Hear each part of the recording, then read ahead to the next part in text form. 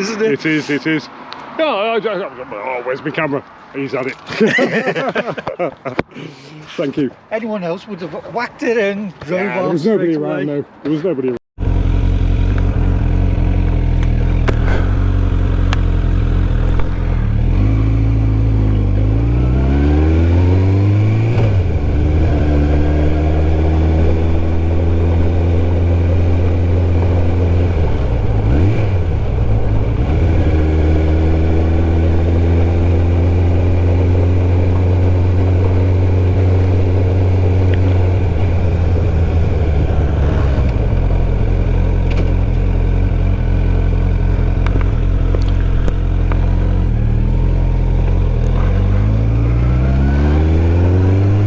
So off we go up to Hawkshead Hill, down the other side into Hawkshead, and then, as my father was fond of saying, I'm going to see a man about a dog, except there's no canines involved, it's work related, and then I'm off to Grizedale Forest.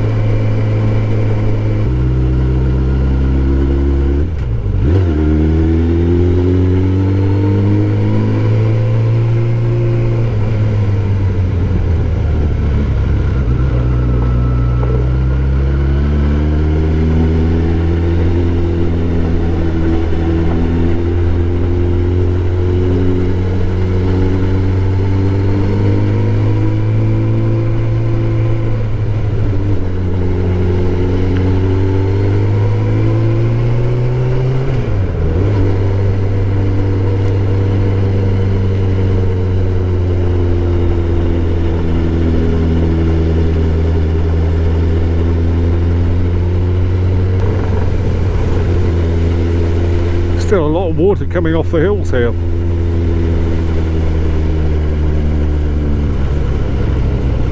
Ooh, stones in the road.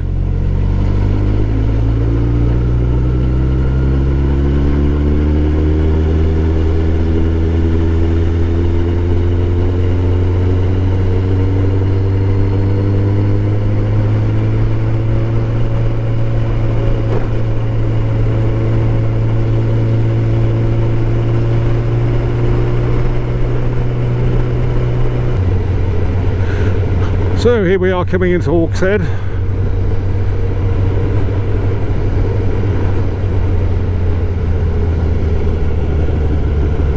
A well-known poet called William Wordsworth went to school here in the little grammar school. That fucker. You know that bloke. I wandered lonely as a cloud that roams on high or vale and hill, when all at once I saw a crowd, a host of onanistic, self-obsessed poets, or something like that. Anyway, we'll have a closer look at Hawkshead another time. And now we're turning left to go up the Esthwaite Valley.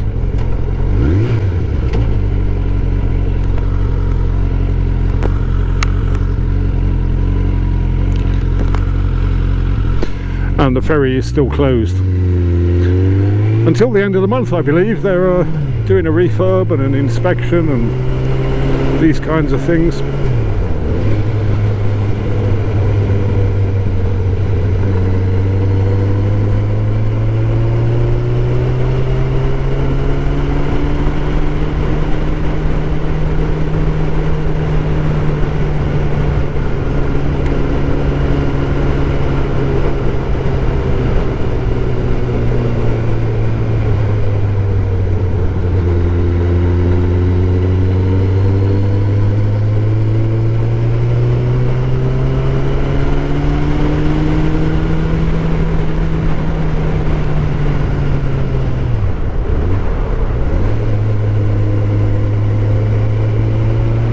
There's Esthwaite Lake, Esthwaite Water up ahead.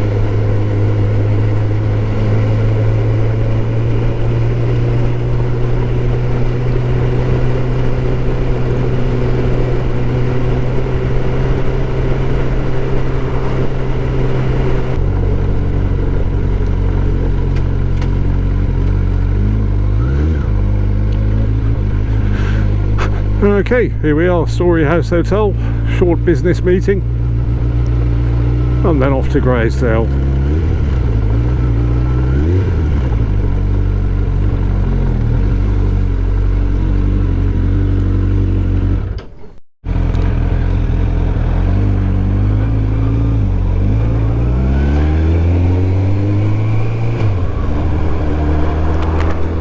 So, business meeting done, and my day has been a little bit brought down. My mood has been brought down a little bit. I've just received some unwelcome news, the death of a friend. So I'm going to get out of Hawkshead, I'm going to go and sit somewhere quiet and reflect on that. I might have something to say about that in a bit. Well, I might have something to say, or I may have nothing to say. I don't know. Anyway, life goes on.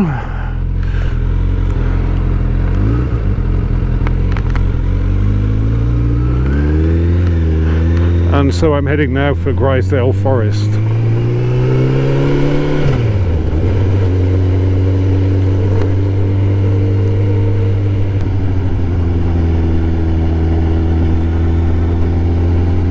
So here we are in Grizedale Forest. I've just taken 10 minutes to pause and reflect on the news that I just heard. And sad though it is,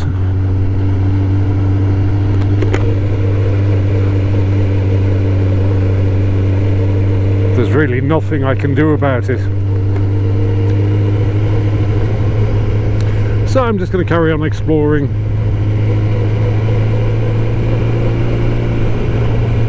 Although bad news always brings you down.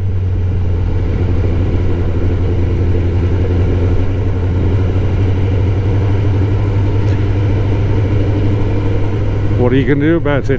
What are you going to do about it? Well, there's nothing you can do except reflect. And I guess, you know, celebrate the fact that somebody was a part of your life, albeit a small part, but nevertheless, it's the little bits that are important. So a word or two then about Mark. Now, I last saw Mark about 18 months ago. We were never close friends, but we were certainly friends. We knew each other reasonably well. I was working at a hotel just outside of Hawkshead, and each day I would either be walking down to Hawkshead to get supplies or riding my motorcycle down to Hawkshead for the same reason. And I would, with great frequency, bump into Mark, who lived, I should say, halfway between Hawkshead and the Story House Hotel where I was working. And we would stop and we would talk. And over a period of 2.5 years, we probably spent 10 or 11 hours just talking. I sensed that we liked each other. I certainly liked him. He was in his 70s, I would guess. And what I found out today, having just bumped into his wife in Hawkshead, is that for 7 years he'd been struggling with cancer. Not once in all of the 2.5 years that I got to know him did he mention this. Now, I think that's a pretty good example of strength. He was walking from his house to Hawkshead to buy a paper, or maybe sometimes he was walking from Hawkshead to go and make an ascent of Latterborough, the nearest fell to his house. He struck me as a man who was concerned about his physical well-being, and I realise now why. And when I got to the point where I was going to be leaving Hawkshead, we made a firm promise to each other that we would exchange details and keep in touch. So oft it chances that we make those promises but don't, follow through on them. And I must have ridden past his house a dozen times in the last 18 months, and every time I did I thought to myself, I really should stop off and knock the door. I wish I had, but I did not. And so if there's a lesson to take away from this, and it's not a lesson any of us ought to need to learn, it is this: make that call. Always make that call. If you think you should do something, you should go and do it, because you never know. We never know when it's going to be too late.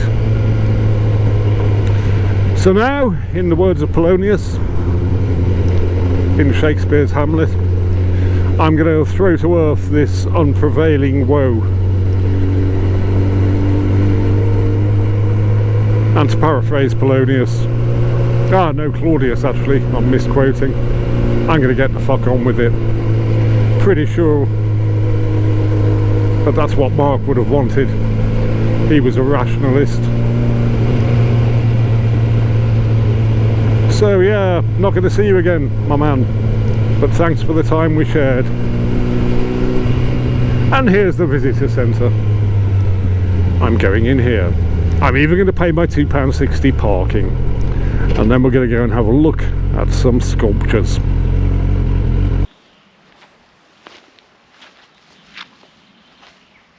Well, here we are, a mere 100 metres into the trail, and I think I've found my first sculpture. So it appears to be a metal box with an urn and a thorny rose stem sticking out the top.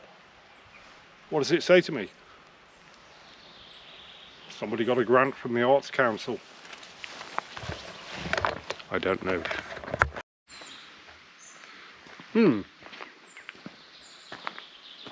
That's not a sculpture, is it? Well, it is, in a sense. Nature, in many ways, is the best sculptor. And all we do as humans is take from nature and make a transformation that is a reflection of ourselves.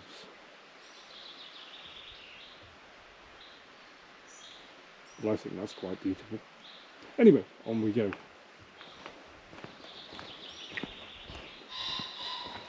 And here's another one. You could make up all kinds of stories about that, couldn't you? And somebody's left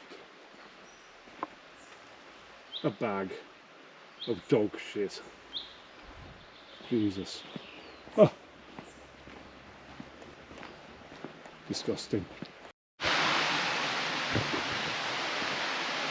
Well, here's a nice looking wooden bridge over a gorge. I don't think this is meant to be a sculpture, but you really can't deny that it is. I don't know. What is a sculpture? Something sculpted out of nature, I would suggest. An imitation, perhaps, of nature. Is that another one down there? I think it is. I don't know what that's meant to be. Some kind of imitation of animal life. I just don't know. Anyway, we go back this way.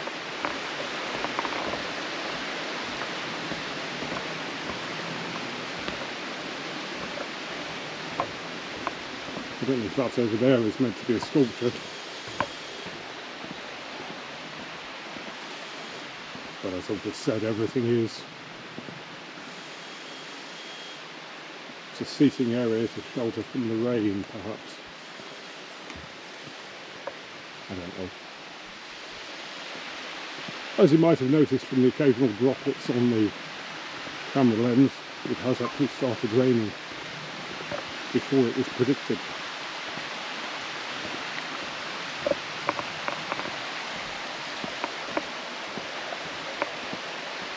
Ooh, it's a wind-up tree.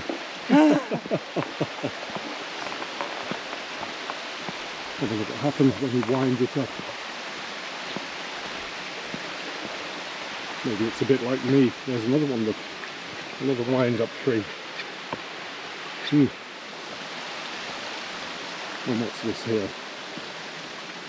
Ah, the Clockwork Forest. 7 trees there are to find, and in each one a key to wind. 10 turns it takes to make the tree reveal its secret melody. Look up above and you will see hidden keys in the canopy.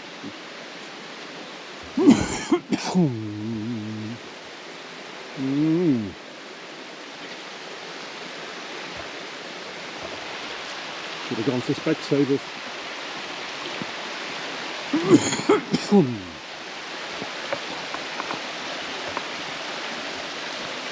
So this looks like the end of the trail here. I'm turning back, feeling a dog leg.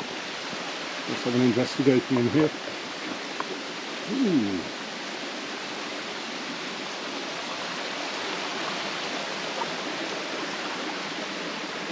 Well no, I don't really know what to make of that. Maybe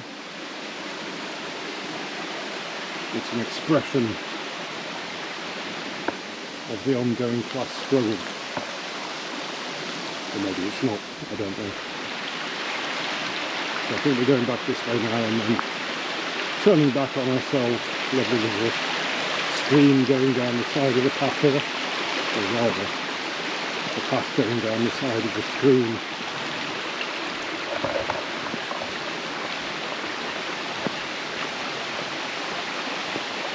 And there's the bridge over the stream that I just walked across.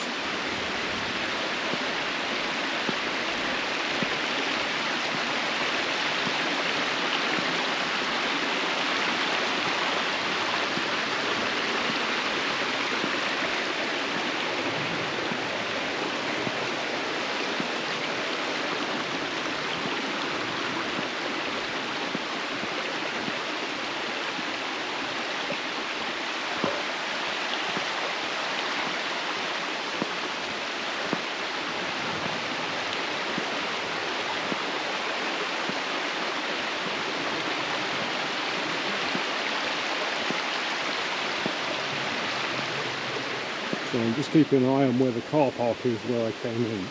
Oh, here we are, look. Ah, another sculpture.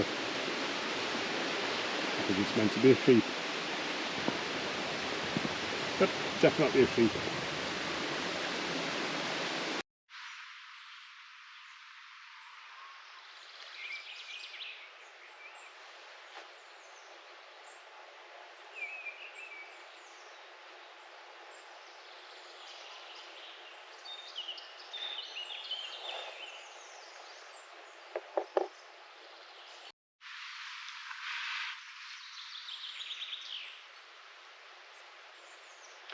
There is, of course,